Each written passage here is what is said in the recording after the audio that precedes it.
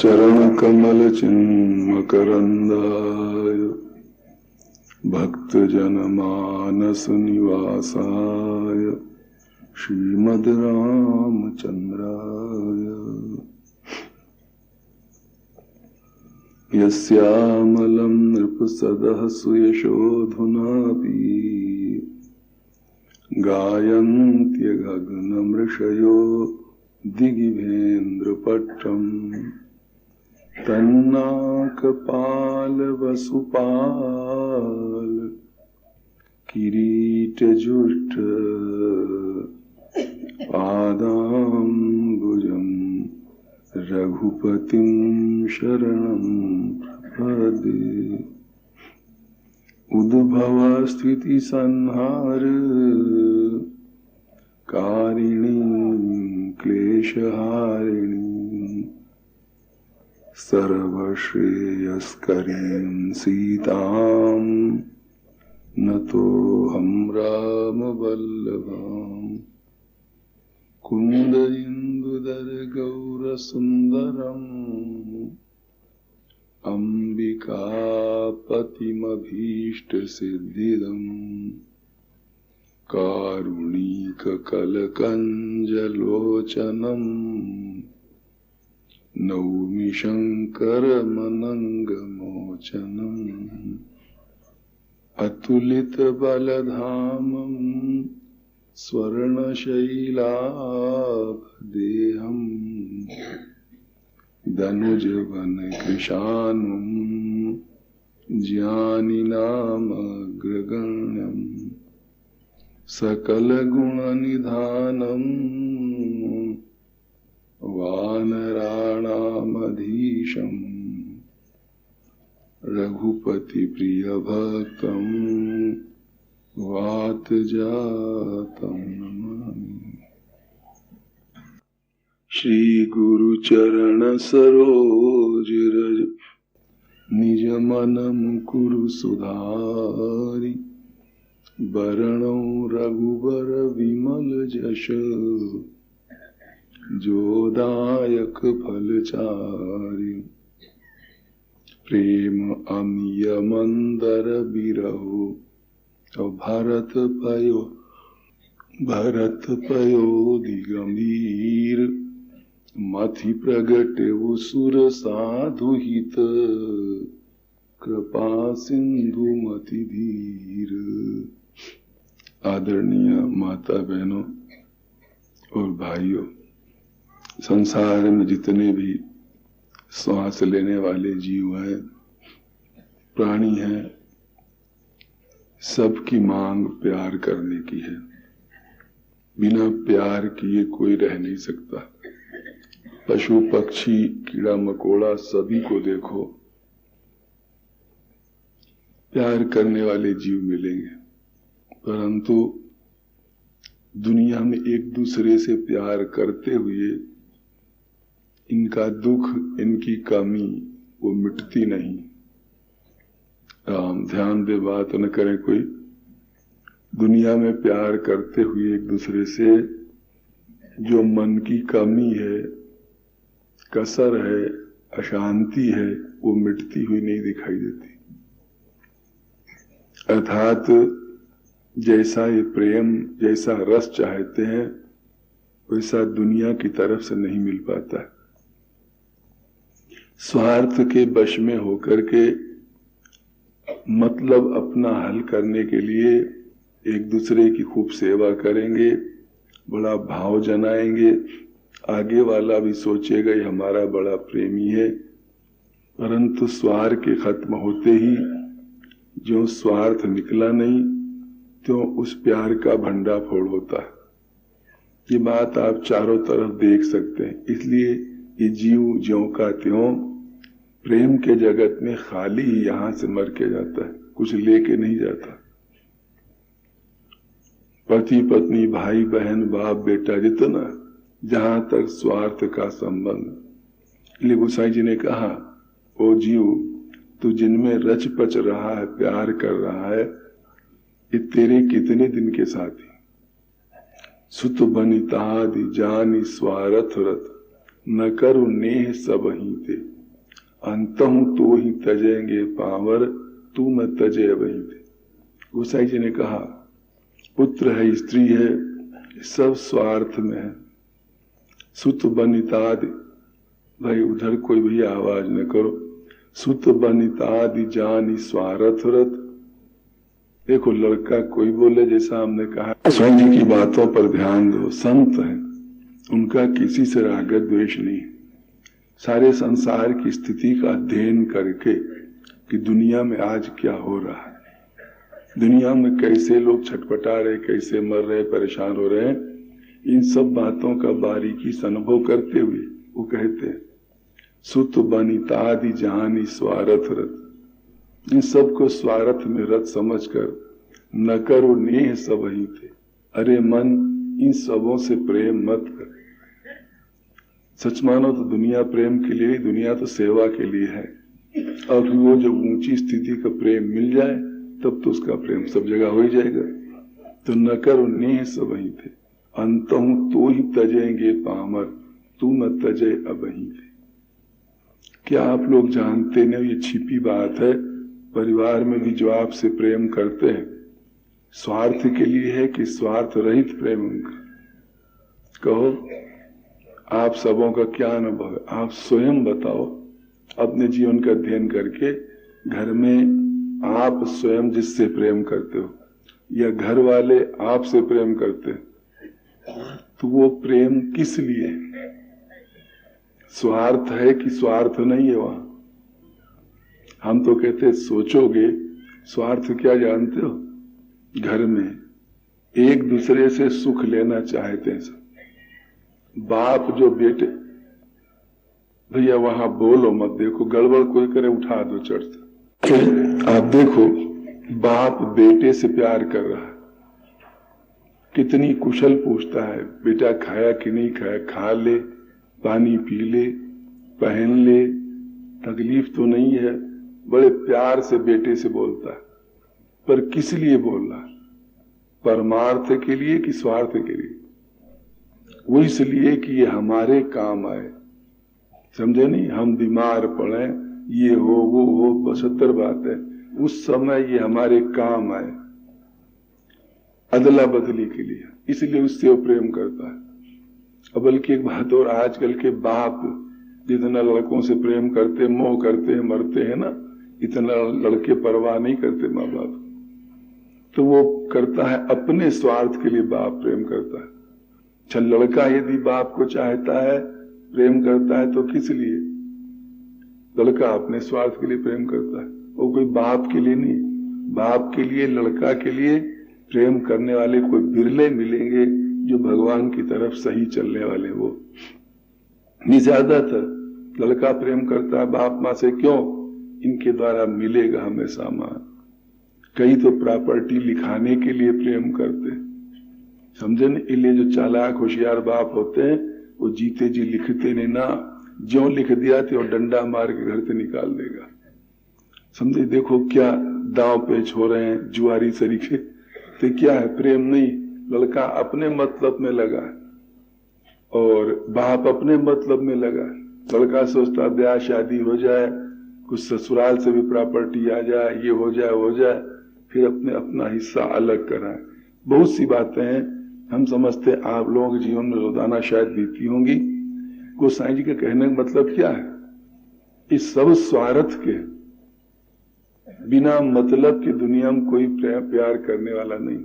बिना मतलब के प्यार करने वाला है भाइयों तो एकमात्र परमात्मा है। परमात्मा बिना किसी प्रयोजन के, आप उसे चाहे गाली दो, चाहे कुछ करो, अपमान करो, निंदा करो, वो आप पर से अपना प्यार, अपनी कृपा का वरदस्त कभी हटा नहीं सकता। दुनिया के लोग मतलबी, जरा से कड़ा कह दो इतने में दूर भाग जाएगा, जरा से स्वार्थ दिखा दो इतने में नजदीक आ जाएगा।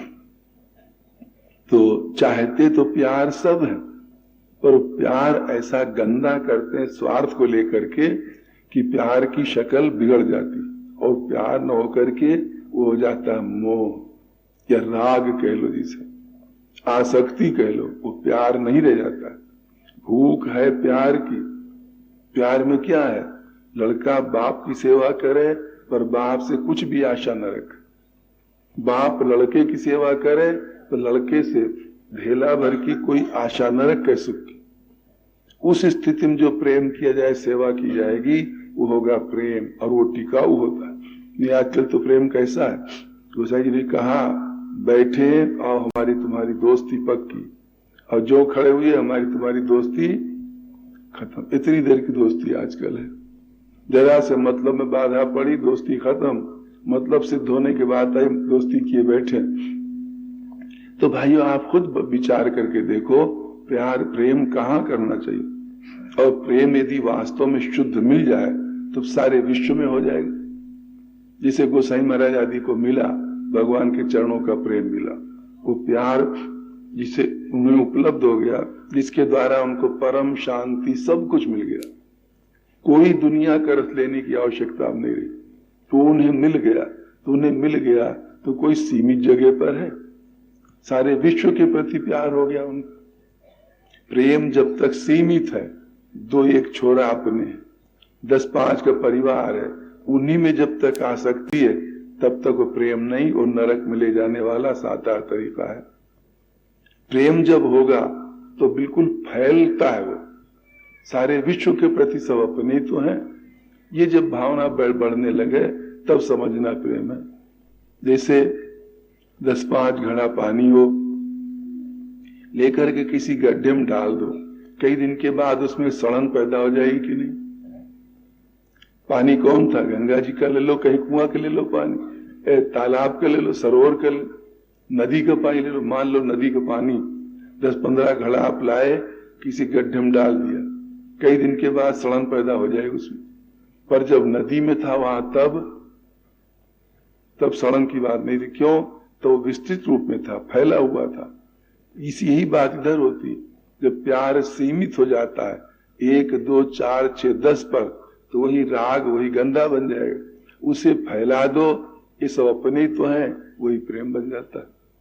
तो प्रेम से तो मिलती शांति और रस मिलता है सही सही, और स्वार्थ से मिलती अशांति। क्यों? स्वार्थ कभी किसी का पूरा नहीं होता।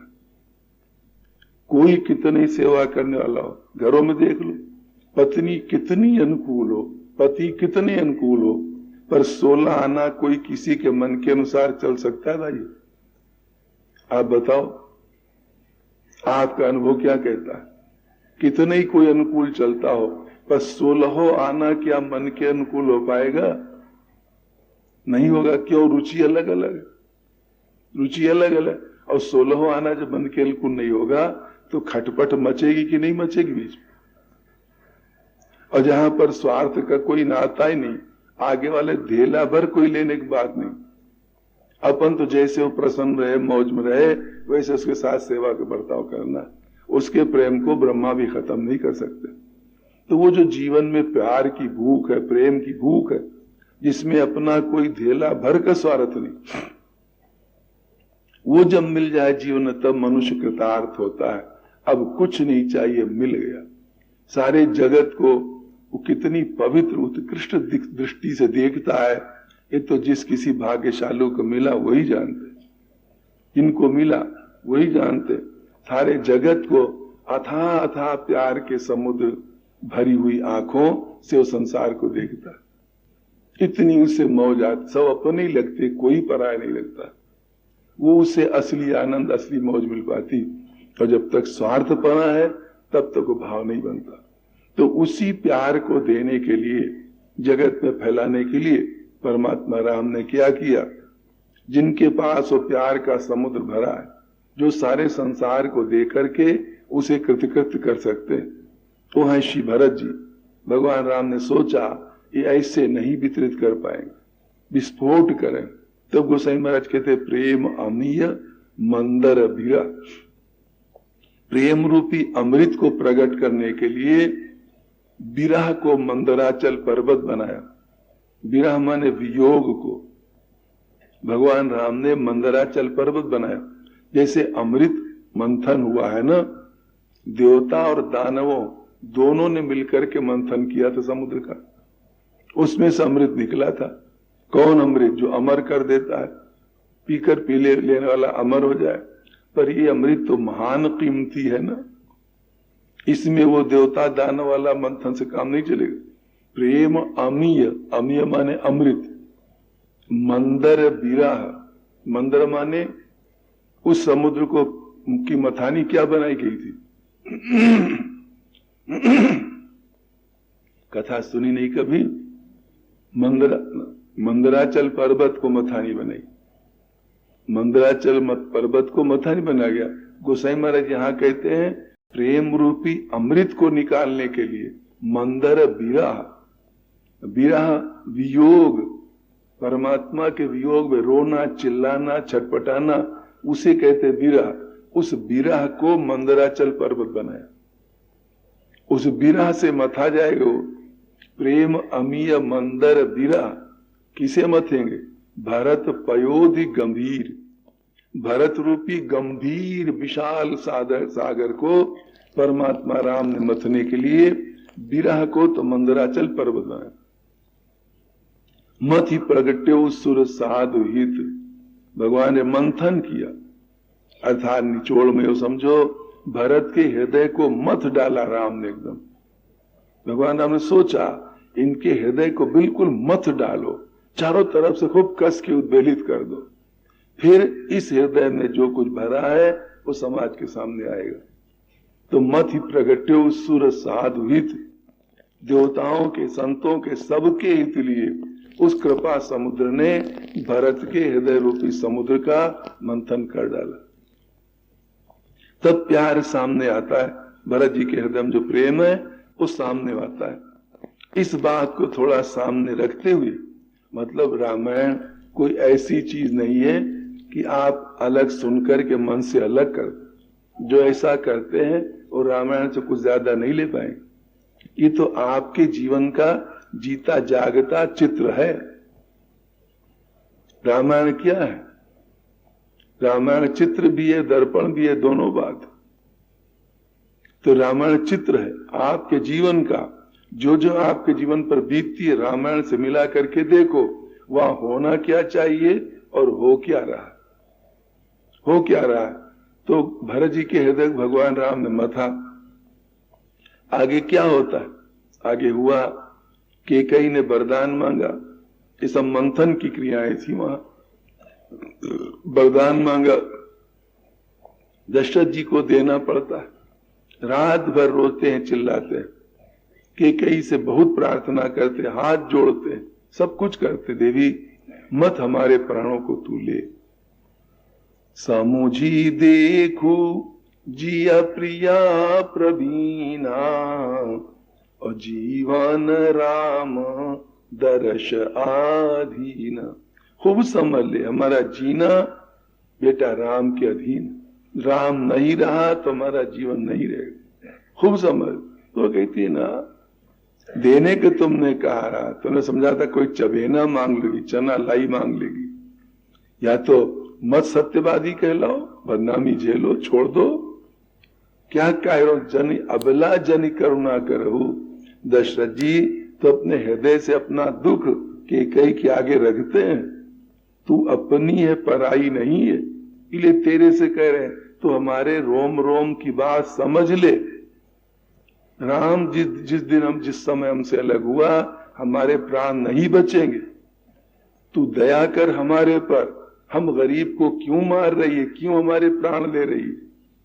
ऐसा बड़े अपनपो की भावना से कैकेयी के आगे कहते हैं, अपनी समझ करके कि थोड़ा दया कर दे हमारे पर, हमको भीख दे दया की, इस तरह दुर्दशा करके हमको मत मार, क्योंकि राम के वियोग में हम जी नहीं सकते। देखो इधर तो इतनी भावना है, वो क्या कहती है? तजहु सत्य जग अपजश लेहु, और जनी अबला जीमी करुणा करहु। कहते क्या है? या तो छोड़ दो सत्य, बदनामी ले लो संसार में, तो बिल्कुल लक्कड़ बनी कठोर बनी बैठी, वहां दया धर्म को छू नहीं गया। छोड़ दो, क्या रोते हो लुगाइयों सरीखे। जनी अबिला जिम करुणा, लुगाइयों सरीखे क्या रो रहे हो। ये दशरथ जी को जवाब दिया जा रहा। इसलिए गोसाई महाराज बताते हैं दुख उसी से कहना चाहिए जो सहानुभूति प्रकट करे, दुख उससे नहीं कहना चाहिए जो उल्टे और सर पर चढ़ जाए। दशरथ जी कह रहे कि कहीं से नहीं कहना चाहिए, क्यों? वो और दुरुपयोग करते, क्या लुगाइयों सरीखे रो रहे हो, फटकार पड़ती, अब वो हाथ जोड़ते पैर पकड़ते हैं, देखो क्या स्थिति, वो एकदम लक्कड़ कठोर बनी। सब तरह से हिला डुला कर दशरथ जी ने देख लिया, रात बीत जाती, अंत बिल्कुल होने लगता है। दशरथ जी ने जब देखा अब कुछ गुंजाइश नहीं, दशरथ जी ने अपने सारे भाव बदल लिए। जो कैकेयी को पहले बहुत महत्व देते थे दशरथ जी, क्योंकि राम की प्रेमी थी, राम की भक्ता थी, तो दशरथ जी भी कैकेयी के शरीर को बड़ा आदर करते थे, बहुत महत्व देते थे। थोड़ा सोचने की बात है, दशरथ जी ने क्या कहा, बार बार कहा राव सुमुखी सुलोचनी पिक बयनी, कारण मोहि सुनाओ गजगामिनी निज कोप कर। बार बार कहा सुमुखी, देखो विशेषण क्या है, हे सुंदर मुंह वाली, सुमुखी सुलोच, हे सुंदर आंख वाली, हे कोयल के समान मीठा बोलने वाली, हे गज के समान चलने वाली, अपने क्रोध का कारण बता। इतना प्रशंसा करते दशरथ के शरीर की, क्यों? जिस मुंह से राम कहती, जिन आंखों से राम को देखती, वो सब इसके अंग बड़े प्रशंसनीय। दशरथ जी इस भाव से प्रशंसा करते हैं, पर जब प्रार्थना करते करते मनाते मनाते देखा है राम की कट्टर विरोधी शत्रु है, दशरथ जी ने सब बातें बदल दी। दशरथ जी ने क्या कह दिया, ये तेरा सुमुख नहीं है, भिल्ली ने जिम छाड़ने चाहत बचन भयंकर बाज, ये कोयल नहीं बोल रही है, ये तो भिल्लनी बाज छोड़ रही दूसरे पक्षियों को मारने के लिए, और ये गजगामी नहीं है, ये तो मतवाली हथनी के समान जो सारे वन को नष्ट करने पर उद्दंड तैयार हो, उद्दंड उस प्रकार की है। सब विशेषण बदल देंगे। दशरथ जी अंत में यहां तक कह देंगे, अच्छा जो तेरे को जचे सो कर, अब हमारे सामने से तू हट जा, अब हम तेरे को देखना नहीं चाहते, तू सामने से हट जा। अंत में दशरथ जी ने ऐसा कहा और बेहोश पड़े। राम राम, जब होश आता है तो राम राम पुकारते हैं, फिर बेहोश होते, फिर होश आता है। इस तरह से सारी रात बीतती, सारी बात बीतती। प्रातःकाल समय होता है, प्रातःकाल समय हुआ, ज्यादा सूरज चढ़ने आता है, तब भी आज महलों की तरफ से कोई आवाज नहीं, न आज कुछ हो रहा है, न कोई वो हो रहा है, चहलकदमी हो रही। लोग सब आज बड़े चौकन्ने हो रहे हैं। वो तो थोड़ा घंटा भर रात रहे से ही सारी अयोध्या के लोग जागना शुरू किए थे। धूमधाम से आज तैयारियां हो रही, आज राम का राज तिलक होगा, हमारा लाडला राम राज पाएगा। जो बचपन से हम सबों को सुख दे रहा राम है, आज उन्हें राज मिलेगा। राम कोई दशरथ के बेटा समझ के नहीं, हमारा राम, क्योंकि राम बचपन से ही सारे शहर वाले लोगों को सुख देते थे। ये सीखने की बात है रामायण से। कई देखो ऐसे बचपन से गांव वालों को दुख देना शुरू करते, तो लोग मनाते मर जाए तो छुट्टी हो, गांव हमारा सुधरे, समझे कि एक वो भी प्राणी होते। एक राम को देखो, उसे हमारे कई चौपाई में बालकांड बताएंगे। जिन भी थीन बिहरही सब भाई, जिन भी थिन बिहरही सब भाई, जिन रास्तों पर चलते हैं थकित हो लखी लोग लुगाई। अयोध्या वासियों को प्राण के समान भगवान राम प्यारे लगते हैं। ये स्थिति होती। आज उन्हीं का राज्याभिषेक है, इसलिए खूब सजाना आदि काम करना है, शुरू करो धूमधाम मचानी। तो लोग तो अंधेरे से ही प्रतीक्षा कर रहे हैं कि कब राम निकले बाहर, उधर से आयोजन का कब सब रूपरेखा तैयार हो। पर देर हो गई तब चौकन्ने होते लोग। आके चर्चा चलती है, चर्चा चलती हुआ सुमन से जाके जगाओ। हमेशा महाराज श्री जल्दी जागते थे ब्राह्म मुहूर्त में, आज बात क्या है, जगाने के लिए सुमन जब जाते हैं, वहां पहुंचे, पता चला कि महाराज साहब कहाँ है, कोप भवन में, कैकेयी के यहाँ। वहां जब दशरथ जी गए तो सुमंत जाते हैं, कई बैठी थी बिल्कुल लक्कड़ बनी, दशरथ जी बेहोश पड़े थे। कई ने ज्यों देखा, कहो कैसे आए? कहते माता जी ऐसी बात है आज बात। कहते पीछे बात करना, पहले जाके राम को बुला लो। कड़े ढंग से बोलती थोड़ा। सुमंत समझते मामला कुछ दाल में काला।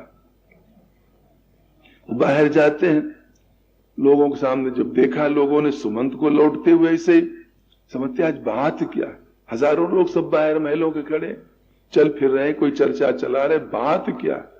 आज तो खूब धूमधाम होना रहा है, बात क्या हो रही? सुमंत गए भगवान राम के महल में।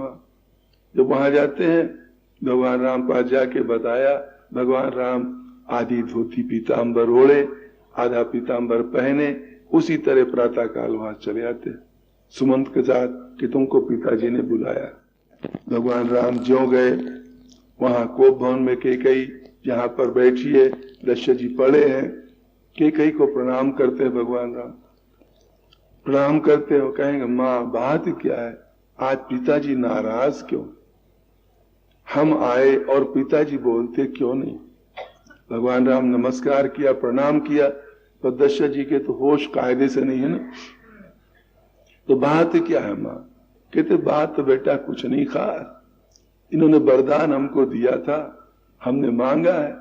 तुम तो पिता के बड़े जबरदस्त भक्त हो, तुम चाहो तो पूरा कर सकते हो। ऐसा तीर मारती है, एक तीर में कईयों पर चोट हो, समझेंगे नहीं? राम भी उसमें नद जाए और दशरथ नदे सो तो नदे है ही है। तो इस तरह की बात कही तो कहा, भगवान राम कहते हैं कि थोड़ी ही बात पिता ही दुख भारी।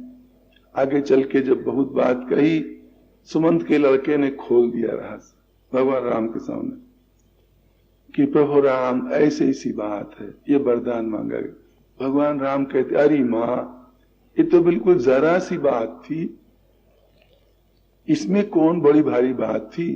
थोड़ी ही बात पिता ही दुख भारी, अहोत प्रतीति न महिमा तारी। माँ हमें विश्वास नहीं हो रहा है, इतनी बात से पिताजी को इतना दुख हो। अब एक बात और है माँ, ये भी बताओ आपको माँ कई से भगवान राम कह रहे हैं, देखो भगवान का चरित्र किस गजब का है। वो तो सवती वाला पूरा का पूरा दुर्व्यवहार दुष्टता कर रही, भगवान राम को उसके व्यवहार की कोई कल्पना ही नहीं। कहते माँ एक बात बताओ, क्या तुम्हारा हम पर विश्वास नहीं था? तुमने पिताजी को क्यों कहा? मानो था माँ हम पर तुम्हारा विश्वास नहीं रहा, तभी तो पिताजी से कहा माँ तू हमसे कहती, हम तुरंत अयोध्या छोड़कर जंगल चल देते। माँ तूने क्या माना कि राम तुम्हारी आज्ञा नहीं मानेगा? ऐसा नहीं माँ, तुम्हारी प्रति आज्ञा राम माने, प्रत्येक आज्ञा माने को तैयार। तुमने पिताजी से कहा। इस प्रकार भगवान राम सीधे साधे बातें वहां कह रहे हैं। दशरथ जी के इतने मोच होता, राम भगवान राम को चिपटा लेता है, सारी बातें चलती वहां, सारी बातें होती, बहुत लंबा चौड़ा प्रसंग उधर का, उसे हम नहीं बढ़ाना चाहते, कथा दूसरी आ जाएगी।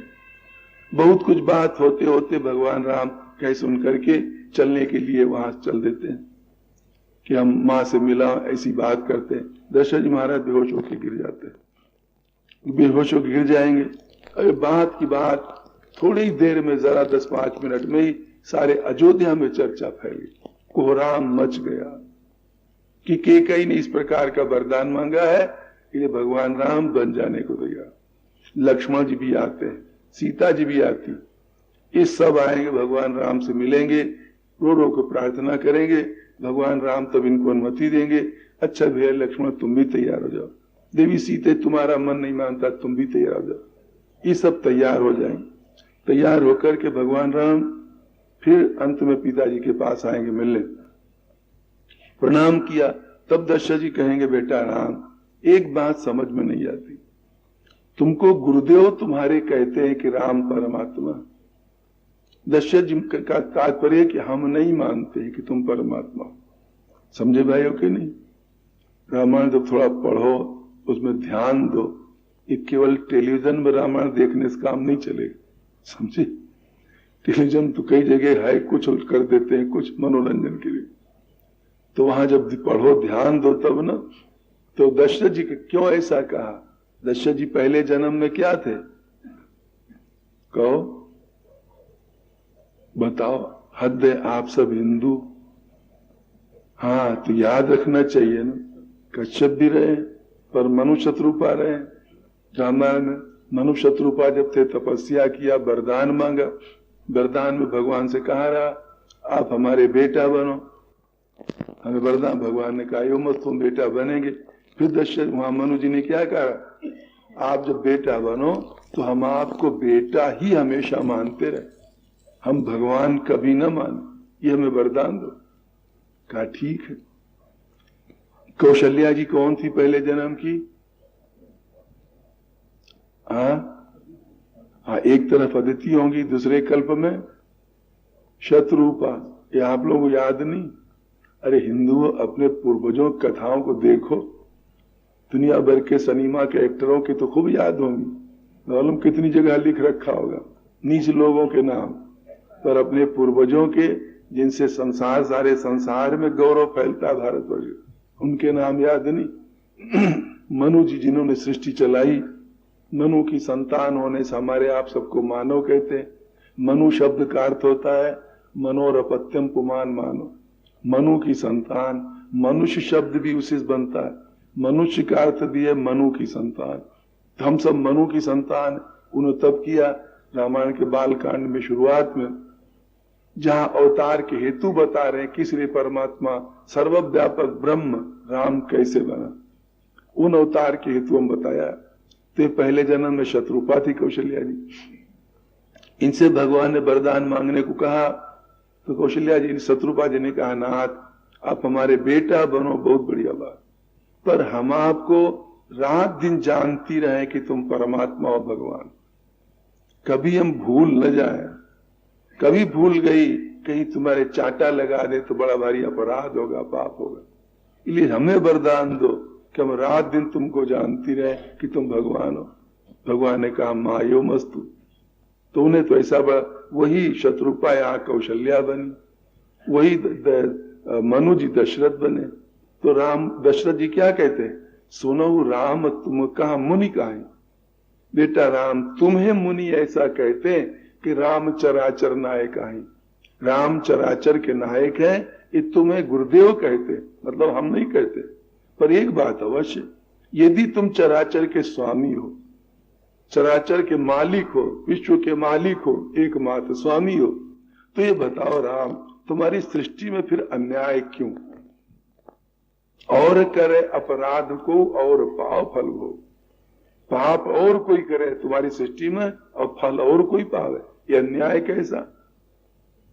ये अन्याय कैसा? दशरथ जी के कहने का मतलब जानते क्या भाई? उनका मतलब है पाप कर रही वो दुष्टा नीच केकई, और मरे हम जा रहे, बर्बाद हम हुए जा रहे, रो रो करके प्राण हमारा जा रहा, और पाप वो कर रही है तो वो तो मौज में बनी बैठी है, हमारी हालत। तो तुम्हारी सृष्टि में अन्याय क्यों? ये जो पाप करे फलो भोगे।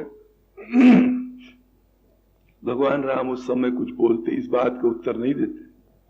तो कहोगे पिताजी के प्रश्न को राम हड़प गए, न राम नहीं हड़पेंगे। राम जानते हैं अगर अभी हम जवाब देंगे तो बन जाना मुश्किल हो जाएगा हमारा, और बन जाना जरूर। क्यों? भगवान राम मतलब क्या?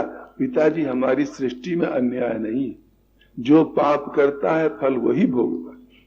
और दादा कहते तो ये कहते न पर पिताजी ये किसी और के पाप का फल नहीं है, ये तो आपके ही पाप का फल है। यदि राम ऐसा कह देते दशरथ जी को और स्पष्ट कर देते तो दशरथ जी क्या राम को जाने देते? पैरों में लिपट जाते। इसलिए भगवान राम चुप कर जाते उस जगह, चुप कर जाते। जब भगवान राम जंगल तरफ जाएंगे, सुमंत रथ लेकर खाली लौट के आएंगे, यहाँ चर्चा चलेगी, दशरथ जी पूछेंगे रो रो करके, बताओ हमारे बच्चे कहाँ हैं, हमें मिला दो, हमें वहां ले चलो, तमाम बातें कहेंगे। खूब जोर जोर सिसकी लेकर रोते दशरथ जी। कौशल्या ही तब कहेंगी, महाराज आप इतना मत दुखी हो, आप ही तो अयोध्या के चलाने वाले जहाज हो, आप जब ऐसा करोगे तो हम सबों की, परिवार की, अयोध्या की क्या दशा होगी। तब 12-1 बजे रात के समय दशरथ जी ने क्या कहा, सर्वांतर्यामी परमात्मा राम, प्रेरणा करते हैं दशरथ जी के अंदर, पिताजी तुमने चलती समय हमसे पूछा था कि सृष्टि में अन्याय क्यों, पाप और करे फल और पावे। सो पिताजी हमारी सृष्टि में अन्याय नहीं, जो पाप करता वही फल भोगता। तो समय दशरथ जी को क्या याद आती, गोसाई महाराज कहते हैं, गोसाई महाराज बताया, तापस अंध शाप सूधि आई, कौशल सब कथा सुनाई, भयऊ बिकल बर नत इतिहासा, और राम रहित धीक जीवन आशा। उस समय याद आई, दशरथ जी कहते, हे देवी कौशल्य, अब हमारे पापी प्राण नहीं बचे। वो देखो उस वैश्य ऋषि का दिया हुआ शाप हमारी आंखों के सामने नाच रहा, अब प्राणे जाने वाले। भगवान राम मानो अंतर्यामी रूप से प्रेरणा करके उत्तर देते हैं, पिताजी ये जिसकी करनी उसी की भरनी। ऐसी बात वहां पर होती है। तो इधर हम कह रहे थे कि भगवान राम रो पूछते हैं, भगवान राम उस समय नहीं बताते। भगवान राम प्रणाम करके चल देंगे। आगे जो थोड़ा बढ़ेंगे महल की रोड़ी पर, दशरथ महाराज से होश आएगा, तुम्हारे पिता ने ऐसा ऐसा कहा। सुमंत गए, भगवान राम नगर के बाहर तक पहुंचे थे, रथ पर बिठाते, आग्रह करके लेकर वहां चलते। आगे भगवान राम जाएंगे, तमसा के किनारे अयोध्या वासी हजारों लगे, तमसा के किनारे जब सब सो जाएंगे थके होने के कारण, भगवान राम सुमन से कहेंगे, अब भैया ऐसे रथ चलाओ कि रास्ता कोई पहचान न पावे। रातों रात ऐसा रथ चला, गंगा किनारे श्रृंगीबेरपुर की तरफ पहुंचा जाके अयोध्या वासी सब सोते रहे। सुबह जब उठते हैं, सर पीट पीट करके रो करके चिल्लाते हैं, नियम लेते, व्रत लेते, वहां लौट आते। भगवान राम आगे सुमंत को लौटा देंगे आग्रह करके, और केवट की नौका से गंगा को पार जाए। उधर पे जहां तहां मुनियों से मिलते हुए और वाल्मीकि आदि आश्रम मिलते हुए चित्रकूट जाके निवास करें। सुमंत जब रथ लेकर के लौट आया, अब इसके बाद से भरत चरित रामायण प्रारंभ होता है अयोध्या कांड। इसलिए पहले दोहा में अयोध्या कांड में क्या कहा, हनुमान चालीसा का पहला दोहा अयोध्या कांड का पहला दोहा है कि नहीं, कभी ध्यान दिया कि नहीं? वही दोहा है जो अयोध्या कांड में रामायण में पहला है, वही हनुमान चालीसा में।